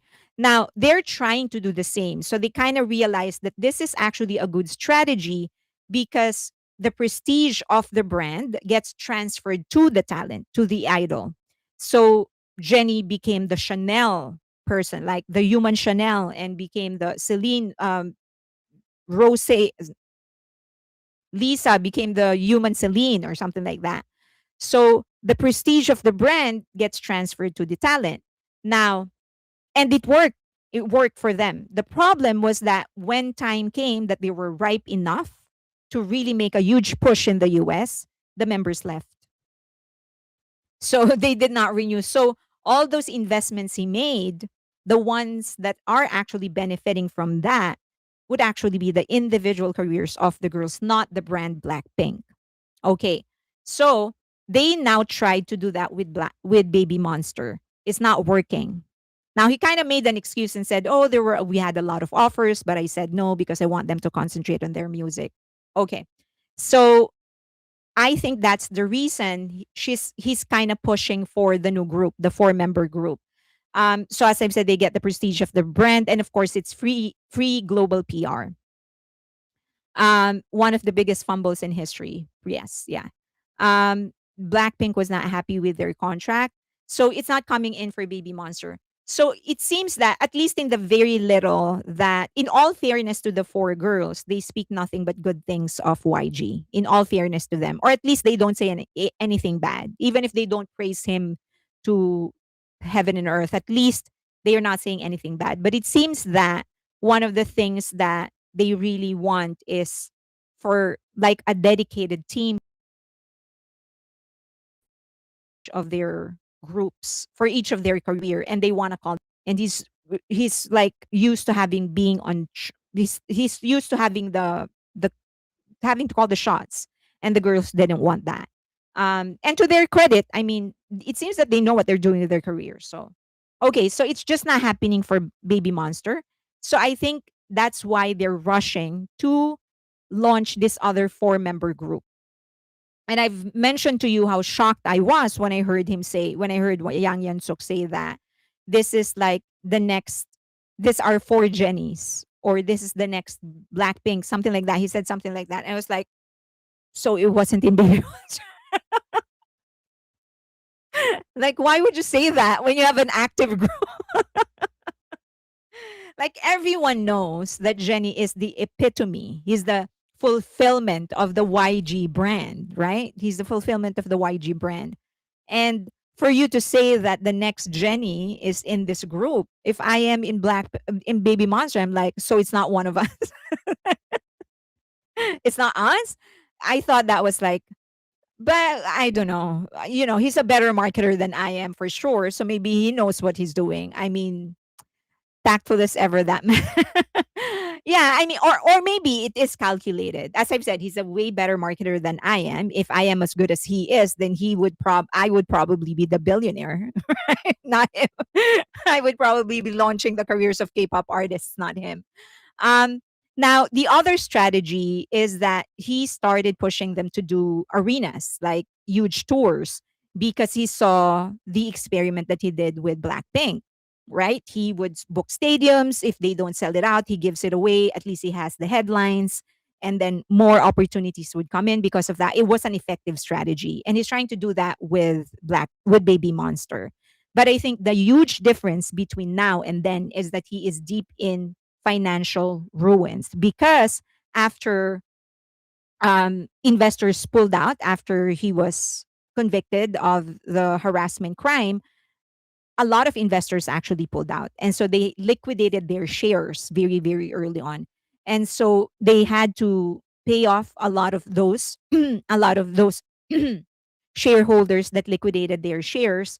And so he's trying to recover financially. So I think he's being more careful now. He couldn't pour in as much resources as he used to because he has to watch out for his finances. So now they're trying to replicate. They tried with the first tour. They booked huge arenas for the girls. And I think he did that because the first one was just two venues, New York and LA. And they did well on those two because there were only two venues. And then he started sending them out to bigger venues across the US. they just didn't pull the audience. So they usually, most of the time, they would close the like the second level. And I think for him that was like an investment, and that worked for them in the past. But let's see if it's going to work now. Didn't he said Blackpink were 21 but pretty? He did say that. I told you one of the things that that made me dislike him was how he actually, although some people are saying, I'm gonna finish my sentence first. One of the reasons I dislike him was when he said that Blackpink members, not 21 members were ugly. And he said that on camera. And he said that several times. Like they're ugly. They're really ugly. He said that several times. And I just thought that um look, we all have different standards when it comes to beauty, and it is fair that some of us would actually think like someone is objectively ugly or objectively funny or objectively beautiful or objectively sexy or whatever. That's fine. But it's one thing to think it to yourself, and it's one thing to say it in public, especially if you're the CEO of the company. And I just thought that was like a really, really bad taste, and it shows the kind of man that you are to say that, because even then I have never heard any of my uncles, any of my um, older cousins say that about other women. Even if, like, even when I was a kid, I've never heard them say in public, like, that person is ugly. So for him, in a person in authority to say it in on camera, I just thought that was like that. He should apologize. And the members actually admitted that it actually affected them mentally because they were told that so many times. Okay, but anyway, maybe he did apologize. Who knows? Okay, so um, the other thing that he changed is that he's actually making his groups very visible. So we're over time. I'm going to finish YG and okay. So he's making the artists very, very visible, which he didn't used to do. It was all about exclusivity for him. But now Baby Monster is actually releasing one album after another. They'll go on tour and then album and their release and then whatever. So visibility is now big for him. It's not about exclusivity anymore. And then the other thing is that he's actually building his artist pipeline. He's very known for just concentrating on one or two groups. But now he has Baby Monster. He's launching the four-member group. He has Treasure. He has another boy group launching. And I think it's because he's searching for that next big group. Um, okay. So the main difference is that YG is still very much artist centered. If you would observe how the other groups are moving, other labels are moving, they're kind of looking at a more holistic approach into this, especially Hybe. They're all about like IP. We'll discuss that next week because we're over time. But they're all about IP now. Um, and then you have JYP and SM who are restructuring how they're doing things. But for him, it's kind of still the same. He's kind of adapting the strategies that SM and JYP left behind. Constant releases, visibility, experiment with music, different groups with different types of concepts. Those are all the strategies that all the other three groups or the other three labels left behind. So he's sticking to that, not necessarily a bad strategy. I mean, it's going to make him different, so probably it's going to work for him. But I just don't know how it's going to work in the long term, given that the times are changing. So YG has really not invested much on proprietary fan platforms, narrative universes, gaming, technology, character IP, and large scale ecosystem businesses. She's still running after brand deals, brand ambassadorships, glamour, PR, mainstream interviews, mainstream exposure. So he's still trying to do that. Let's see if it's going to work. As I've said, not necessarily bad. It might actually make him different, which might actually make him stand out from the rest. Okay, Kent track van, old dog do no tricks. But in my opinion, if he is trying to get the next BP, that plan will ultimately fall. Trying to get the new Blackpink, you mean? It will fall. Farita was number 3 of the top 100 most beautiful faces based on TC Candler. Good idea. Give them an environment where they can be the best they can be, see how far they can grow with the right support. Was it the festival in Poland that called Jenny out of her fake singing? Yes. Well, all three venues kind of got that. Yeah. There it's, there are people who liked it and people who didn't like it. If you're always looking for the next big thing, you can't appreciate what you have and grow it. Only 104 likes. Why? Go and like the video. Okay, do you have any more questions? I tried to remember and stick to the timeline that I put my hands. Did not work. Is not handsome man to me either. So yeah, doubt it. Gross doesn't cover it. He met her when she was 13, fell in love. Think of that. The wife, you mean? Wife of YG. I don't know their names. Ririta, anybody knows? Farita. I wonder what Bemon would sound like if they had been allowed to create their own music, their own sound, instead of so obviously being molded to be the next Blackpink. They're also young though. I mean, of course, there are young people who can actually create their music. So they were young when they, like, if they are not like being trained to think a certain way and sound a certain way, I guess is what you mean. Um, they're probably gonna sound like any other teenager out there because they are very young when they debuted. All of them were minors. Not all of them, but majority of them were minors. So if they were not trained to sound like something and act like something, and look like something else, then they're probably going to sound like any other teenager. Um, that is I don't know if you've heard of this new group by AOMG, girl group by AOMG, Kavitz, Kivitz. They're now called they're calling themselves Girl Crew, Girl Creator Crew. Okay. So anyway, um if you for better or for worse, for better or for worse, I think Cordis is kind of given like the liberty to kind of sound themselves, right? They are PR trained. That's so obvious. They are PR trained. But I don't think they're being forced to sound like something. I think this is them just being who they are. And and I'm saying for better or for worse, because they have influences, and all of us had influences when we were growing up, right? And they are music fans, so a lot of their influences are coming from the US. So they, because they're being just allowed to sound like anybody else, then that's what they sound like because those are their influences. That's why I say for better or for worse, because they're just teenagers. I mean, one was 16 when two were 16 when they debuted.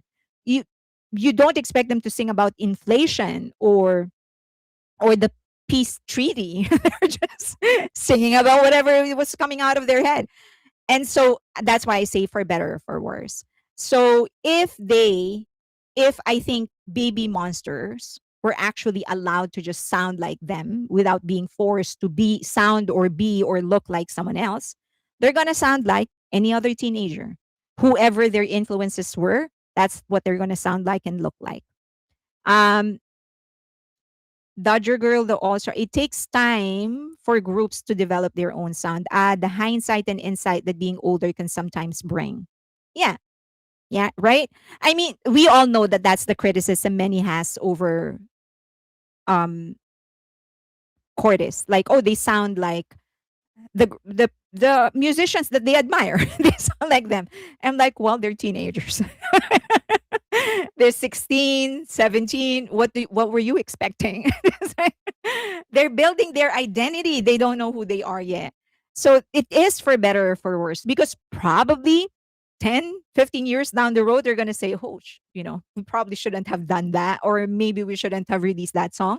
But they're being allowed to do that. So, okay.